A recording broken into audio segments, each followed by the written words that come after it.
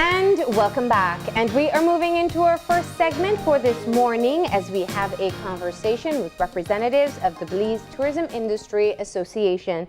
We have with us on set John Burgos, who is the Executive Director. We have Gayle Ozaeta, who is the Project Manager. And we have the new President of the BTIA, Raineldo Guerrero. Good morning and welcome, and thank you for being here. Good morning. Thank you for having us. Okay, so when we talk about the Belize as a tourist destination, I think one of the things we know for sure is that we should be in the midst of our high season. So I want to start off there and find out how things are going for the start of 2018. Well, if we recently received the published data for 2017 that shows the trends happening since 2008 till 2017 with regards to the overnight arrivals. Once again, we had a very good year ending in December. So to my understanding from our members in January, if you go to San Pedro right now, you cannot get a room there because it's mostly fully booked. The same situation in Placencia. And I know in Cayo also they have the occupancy rate right now is very high as well. So we're looking at a very good start of the year. Yeah. So we're starting off the conversation with a high point. Yes, yes indeed.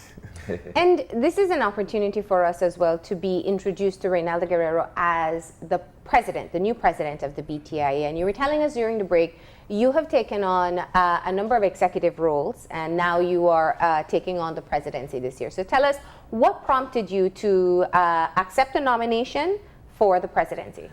Okay, I was the first vice president of BTIA, elected last December. And the president was Osmani Salas, who took on the role of senatorship. He also has taken on a number of additional roles that arise out of the role. He asked me, because he has become overburdened from it, he asked me if I wouldn't mind taking over the post. And so, in effect, I was not elected as president. I have been appointed as president as he stepped down during his tenure of 2 years. He had 1 more year to go. And so he and I had a long discussion as to whether I should take it on, because his leadership has been exemplary in the last 3 years, because he ran and was elected for 2 years, then he ran again and he was elected for another 2 years. So I am taking the presidency for the last of his two years. Okay. And so because of his leadership and what he had set up before, and because we have been in touch a number of times throughout the process, I decided to work along with him as he continued on with his higher and loftier goals that he was working on. And any hesitation in taking up the leadership role? I wouldn't call it hesitation. It is more when you're already a busy person and you take on another role, then you question yourself whether in fact you should take it on. And but as somebody said, that you ask somebody who has nothing to do something, they will not have time. And you will ask somebody who is busy, they will find time. And so, because I'm committed to the industry and committed to the group, which we participated for many, many years from the inception, I really couldn't say no. What are some of the challenges that you either are presently facing or you foresee in terms of the growth of the tourism industry? Let me ask John to answer that, and then I will step in afterward.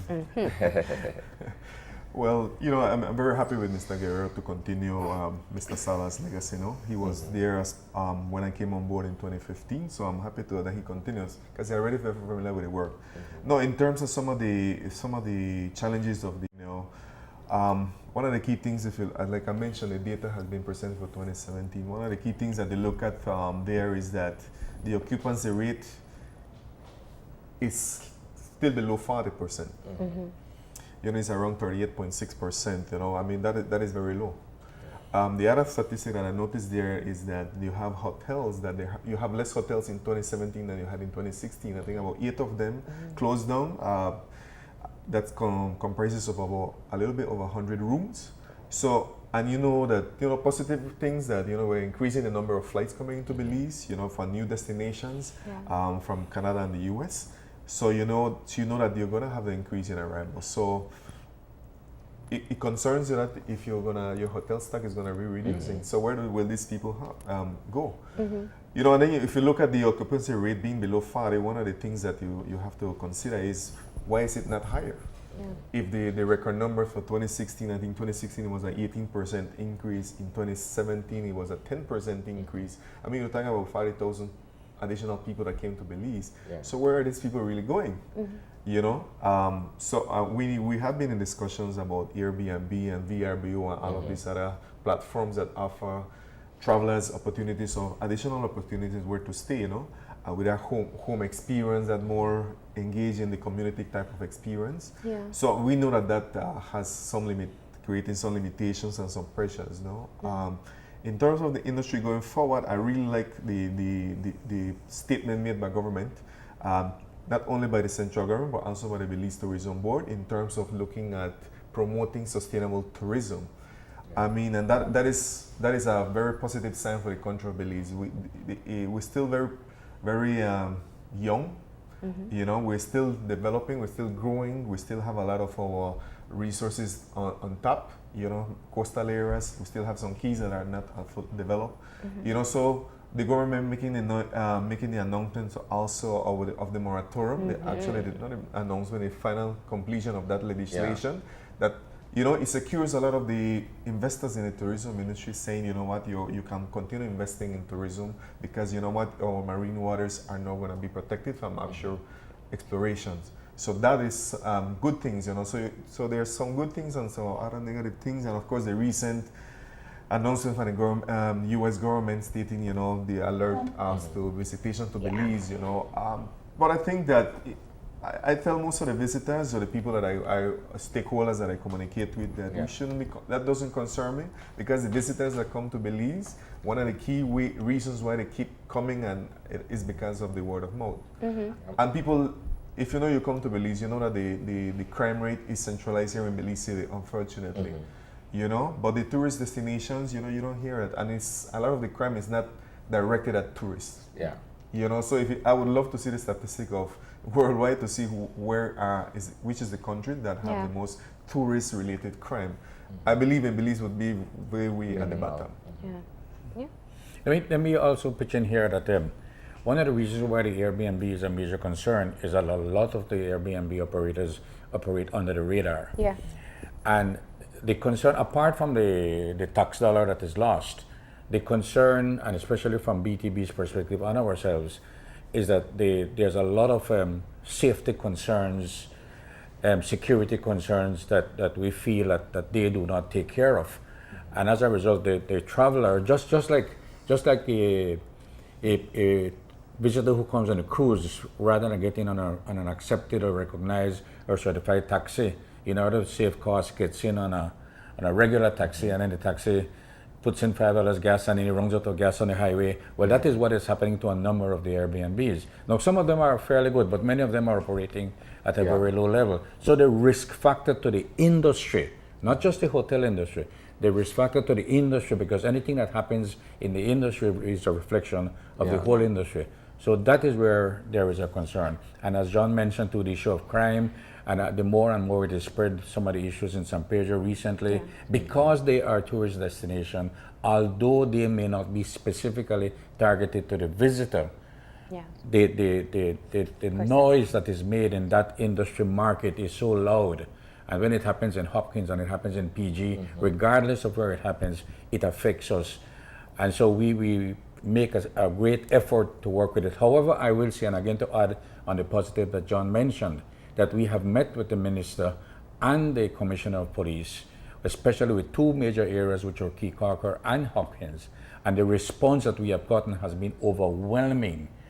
That they've actually, like in the case of Hopkins, they've put in an additional number of police. They've strengthened that group, and in Key Corker as well. So we do have a good dialogue with government, and so whatever the challenges that may exist, as the industry, private sector organization, we do speak on their behalf, and whenever there are major issues, especially like those, we in fact jump on it, and when we meet with them, and they fortunately are very happy to meet with us, and there are solutions that have been forthcoming. let's take this one at a time. I want to touch on the homestay issue, the Airbnbs and the VRBOs, and there are other sites as well that people use. We saw last year where there was a coming together of the BTIA, BTB to be able to address the issue. And one of the things that were instituted was more of a regulation in paying taxes. Now, what you're bringing up in terms of the safety and security protocol is an additional concern. But my question to you is, what is the engagement like with the homeowners who are putting their homes up for rent? Because some outsiders will look at it and say, hey, we just want a share of the tourism dollar as well. If I want to rent out my house or a room, I want to be able to benefit from tourism as much as all the other members who are involved. So what is the relationship like, and how do you make sure that there still is an equitable share for those who do have the space to rent out? Well, let me clarify. The move that was taken by the BTV was that it made it a requirement for all of these properties that are functioning as Airbnb, VRBO properties to obtain a hotel license. Yes. And of course, there's a series of requirements that they have to meet in order to obtain that license. So that is allowing to prevent some of the issues that Mr. Guerrero mentioned, that the risk, safety, and security of the guests. So I know that the BTV is pursuing that. We haven't received an update of them as to see where they are now and how many properties have been. And if I recall, I think in September, October, they provided a report saying that there were about over 300 properties registered only on Airbnb, not the other ones. No. And we do know that now hotels are moving towards listing some of the hotel. I know that at least the properties that I'm familiar with and are signing on those platforms is that are, a retired couple. They had 4 kids. They had 3 bedrooms. The kids married, left. They had 3 rooms available. So I say, you know what? Let's welcome some tourists that want to have a great experience. That is the most common. And make some money. Yeah. No, there is no objection to Airbnb. The objection from the industry, mainly the hotels, is that if we are required to pay all the taxes, why aren't they required to do so? That is the only concern.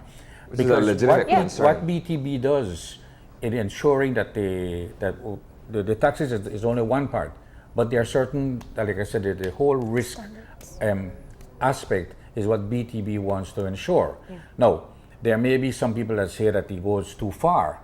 However, once you apply for a license, then there's compliance that you must meet, right? And that is in essence what you're looking for. We're not stopping anybody who wants to get into the industry. In fact, the more the better, and the better the service that you offer, and the wider the variety, the diversity that you offer, the better. But all we're saying is comply with the laws. That is all we're saying. And if you're operating below the radar and something happens to you or to a visitor while under your care, you better be prepared that you're going to be in serious trouble. Let's shift gears a little bit and talk about Destination Belize. I know that, as I was mentioning earlier, Belizeans anticipate the annual launch of this particular publication. Where are we so far, and what can we look forward to come October, Gayle? So what we brought with us today is the most recent edition of the magazine, which we released in 2016. And the 2016 edition is for 2 years. So we shifted from an annual publication to a biannual publication.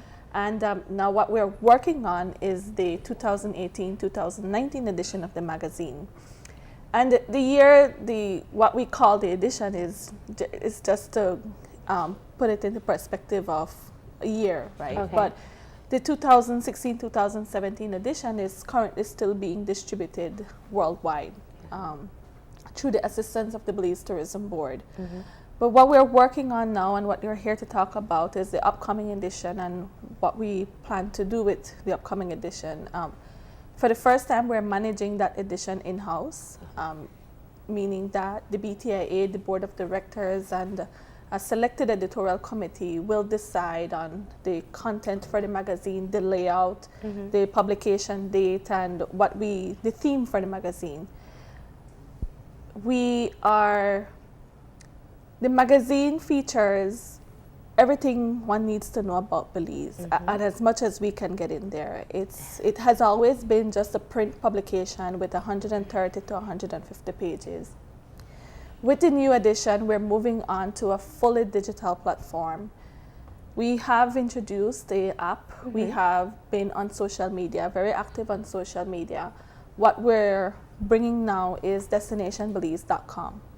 And while the publication itself will have various articles on what to do, new attractions, new activities, known attractions like the Blue Hole, for example, the website will bring more life to that through video content, sharing with visitors and Belizeans, having them have a feel of what it is to probably dive in the Blue Hole, for example, or rappel down the Black Hole Drop, for example. Video brings so much life to written content and pictures. And that's the aim for the website. And we intend to market the website as best as we can and through all mediums, so that becomes the new platform for the magazine. I know that Destination Belize has become synonymous with BTIA over the years. How important is this as a marketing tool for Belize in terms of it being a tourism destination? It's very, very important and still highly demanded. We do a distribution of over 30,000 copies internationally with the assistance of the BTB. To every trade show, consumer show they go to, the magazines are distributed to tourists, travel agents, travel companies who want to know more about the destination, and they use the magazine as a reference tool. People who are just exploring where to visit, where to come, they reach out to the BTB, they reach out to the BTIA, and they ask us to mail them a copy of the magazine. So through BTB's assistance and the fulfillment house that they have, we mail these out on a very regular basis.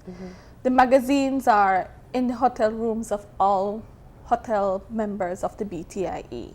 So we have a wide distribution of over 2,500 copies of the magazine in every hotel room.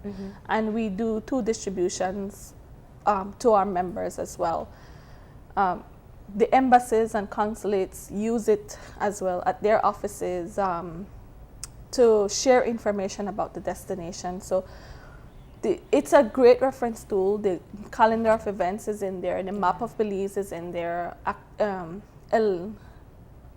Descriptive articles about the attractions and activities are in there. And depending on where our advertisers place their ads, they get the best of both worlds, right? But the goal or the purpose of us selling ad spaces in the magazine is not for the association to make a profit and have it sit there, but instead the proceeds are used to print the magazine. That's one very expensive. Because it's a free publication. It's a free publication. It's not distributed for sale. Yeah. And with the launching of the website, all the investment in that, all those proceeds from all the revenue generated from the sale of the ads will be reinvested in the marketing and developing of all the online platforms that we'll be coming with. And I'd imagine there's still a great interest from members and others to be able to put their advertisements in the magazine and now your online platform. Yes. Yeah. Well, our main goal from moving on from the last publication to now is to increase the distribution. Yeah. We want to be able to ensure that it's more accessible, more evenly distributed globally. So that's the reason why we decided to invest more on what the website will be, because it's easier for you to just see a website somewhere and just quickly, immediately access it, and then you're going to get all the content and all this information. And where you're limited with content on the pages, you can get more online. Yeah, that's the other thing. We can provide updates, and new experiences, new editorial content, new ads, So it's definitely going to be a moving forward, no? And the other thing that we have to highlight is that we have an excellent team on board that is going to contribute to its publication. We have Ms. Lily Girma, who is going to be continuous chief editor, for the content. We have Lasco Studios overseeing the creative works of the magazine. We have Leonardo's photography assisting with the content and with the photography. And then, of course, we have key partners, that are going to be providing with editorial content for the magazine. Okay. And you're currently in the midst of your sales. You're looking Yes. for people to advertise. Talk to us about how people get in touch with you and what are the options that they have. So we have some prime spaces which have been sold already. Good for that. And but we do have other ad spaces, full page. For our members who can't afford a quarter page ad, let's say they can have a listing with their logo at a very, very affordable rate. Yeah.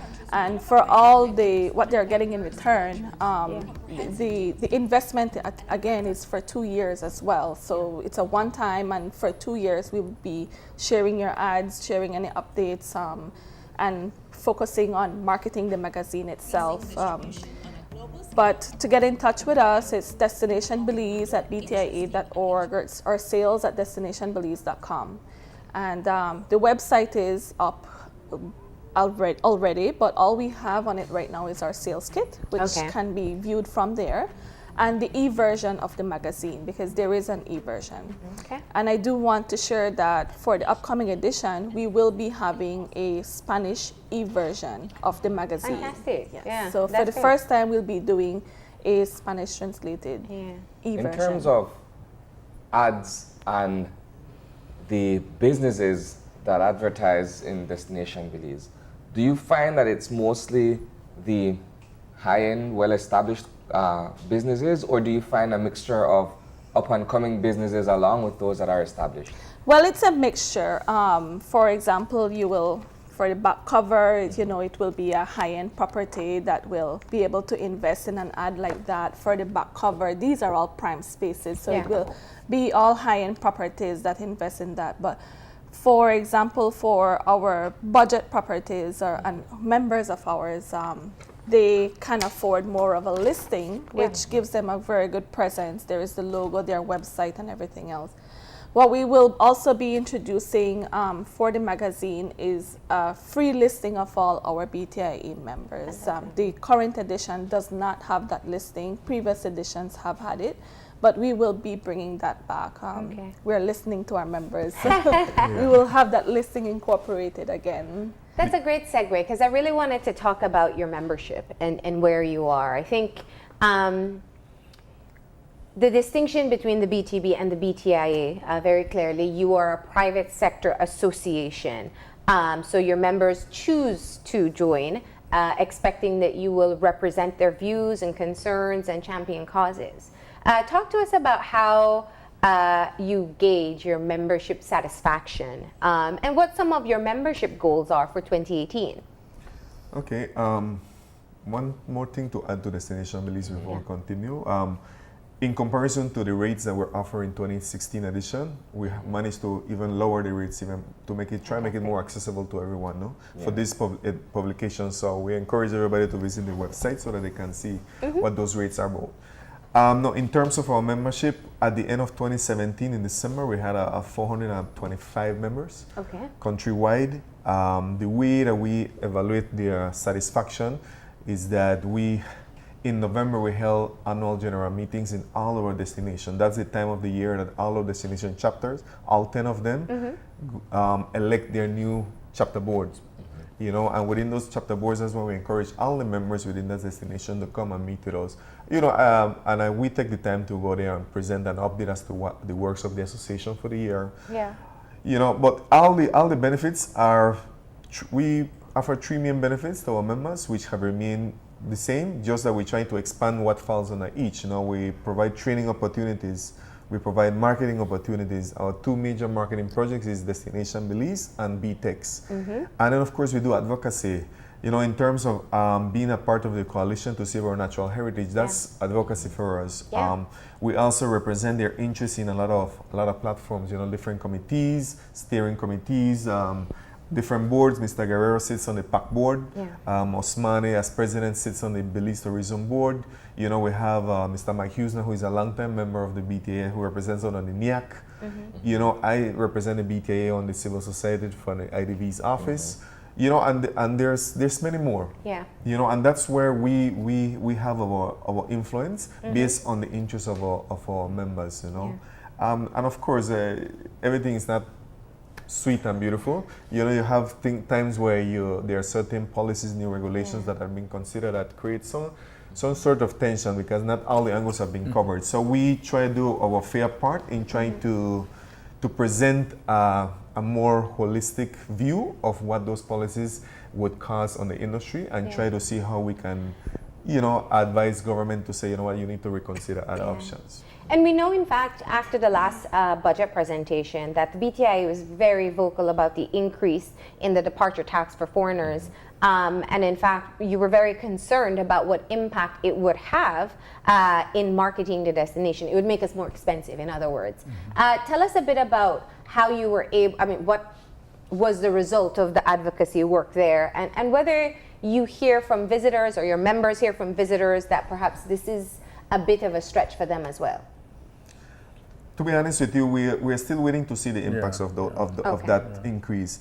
The reason why we're not going to be able to see it right now is because of the new increases of flights. Okay. Yeah. So there's no way that they're going to feel it right now. Yeah. Once those new flights, you know, settle, and then you begin to, that's when the options are going to remain for the visitors, you know, to decide where to go.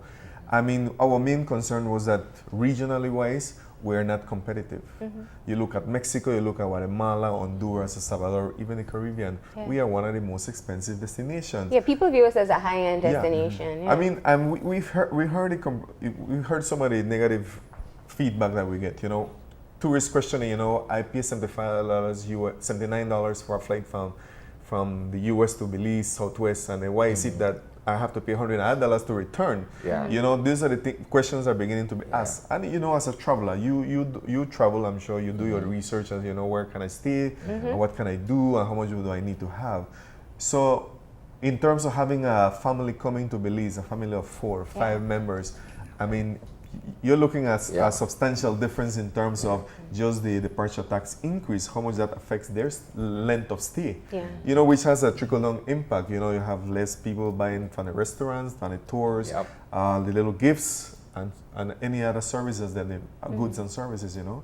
So it does trickle down. But right now, we're hoping that there's no further increase in anything that's really relevant to tourism right now, because it's really gonna and the main concern is that once you have that downward spiral, how do you bring that up? Yeah. How do you bring that up? Let me add to that as a representative on PAC's board, that part of our responsibility also is to increase the linkages between tourism and protected areas, and that while the 3250 might have been high and while there might not have been a general approval of it or general acceptance of it, there is also the feeling that we are selling our patrimony very cheap. I mean, when you charge an $8 to go into one of our areas for entrance fee, and when we feel that that should be at $25, in fact, that 3250 might be covering that, but from the other end, and we are not seeing it, right? But we feel that while we may not have gotten an increase in the price for the end user who in the protected areas, government is getting that. But we still feel that while we, from the tourism side, did not agree with that increase, we still have yet to see what the result of that is going to be. Yeah. Ultimately, every dollar that is taken from the visitor, that visitor then decides what he's going to cut out of what he would have bought at the ground level. And that's the impact. Everything creates an impact, regardless of what it is. And that's often said about the cruise ship industry, that it's not so much about increasing the amount, it's just where they're going to spend their money. They have a very tight budget for different destinations. Yeah, and they are low-end spenders. I mean, they're not going to be spending $50, $100 on souvenirs. They're looking at the $5, $10, $15 Trinkets. Yeah. You know. Now, one of the other things I wanted to talk about was looking at the development of the smaller destinations. We know San Pedro, Placencia, Hopkins, Key Cocker. Those are, the first choices for people. But BTIA has spoken about building a presence in Toledo, in Orange Walk, in some of the smaller destinations that have so much to offer. Talk to us about the work you've been doing there. Let me pitch in here. Last year, we did a strategic planning for the BTIA.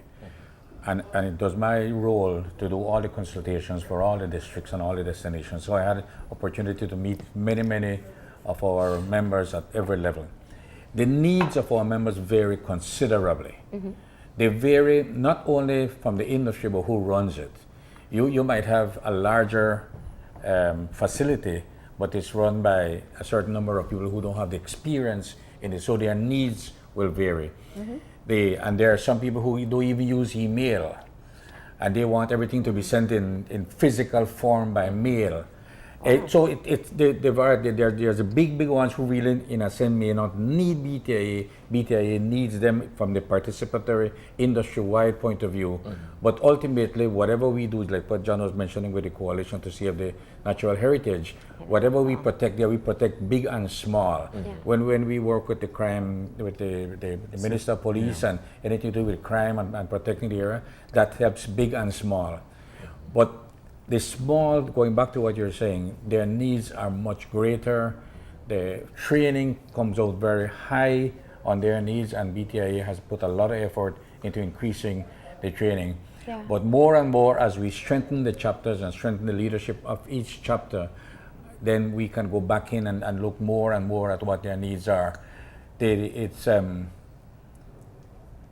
large part of it, because of the different needs, there are struggles. And these struggles are real, even between the various associations. And so many times we have to go in and work with them and try to help them get out of it. But those struggles, they're reflective of some of the issues that they have to face, that they really don't know how to deal with it.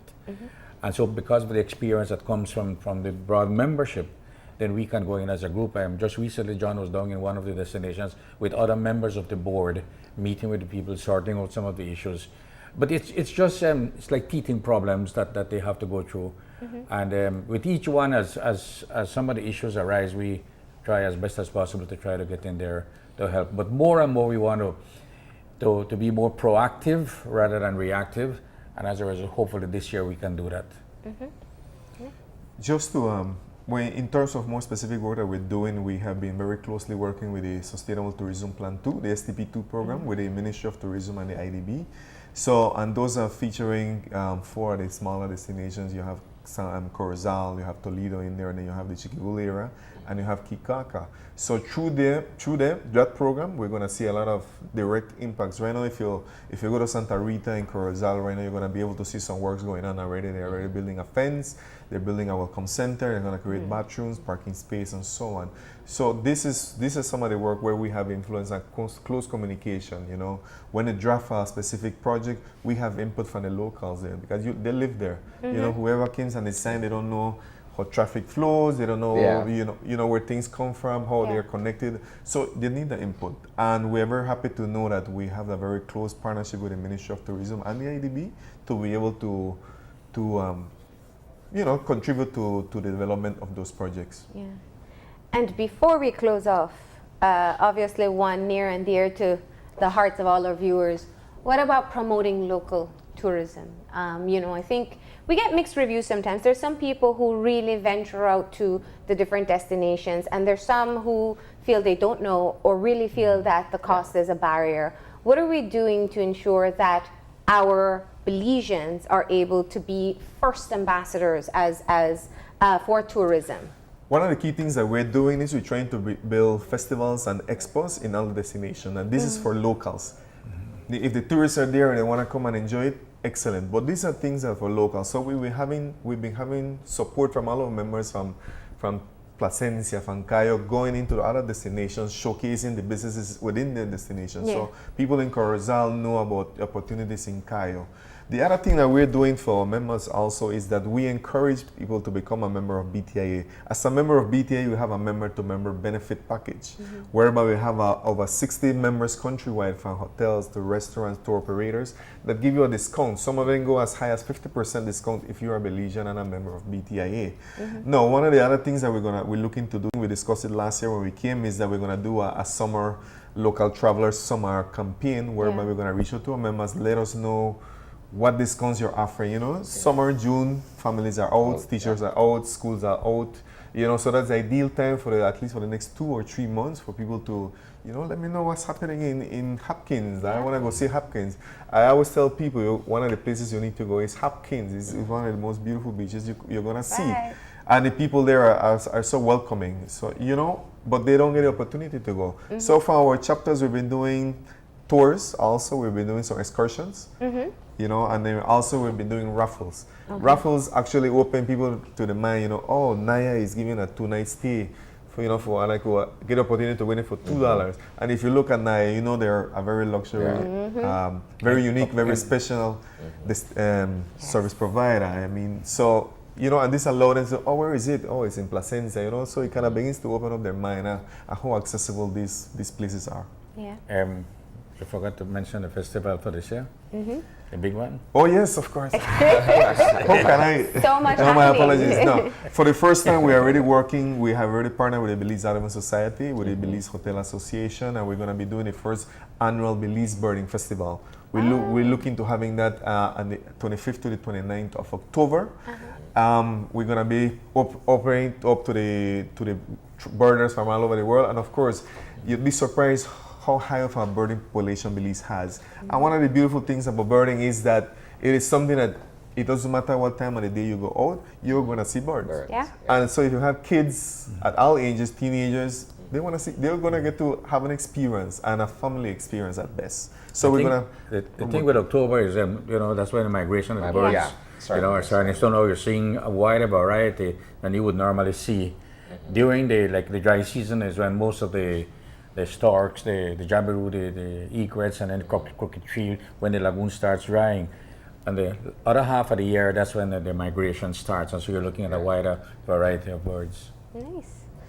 So the festival will happen at the Agric Showgrounds, and it will be for 3 full days. And the Belize Audubon Society and other NGOs will have displays and exhibitions. So schools are invited, locals are invited to go to the showgrounds and learn more about the different types of birds and different activities. A lot of activities will be happening to entertain them throughout the 3 days. All right. So that's a big event scheduled for later on in the year. All right. Before we close, one final point. What are you most optimistic about for the upcoming year from the tourism sector?